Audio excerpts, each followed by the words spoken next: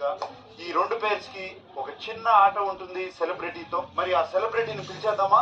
Welcome రానా Daggubati. Hi రానా.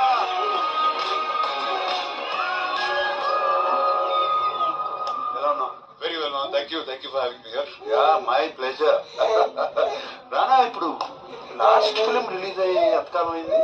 Few years అయింది. అదేంటి రానా, ఏం చేస్తున్నావు రానా? Two things ma'am. One is నేను స్టార్ట్ చేసినప్పటి నుంచి ఏదో కొత్తగా చేస్తూనే ఉన్నా ఆల్ మై ఫిల్మ్స్.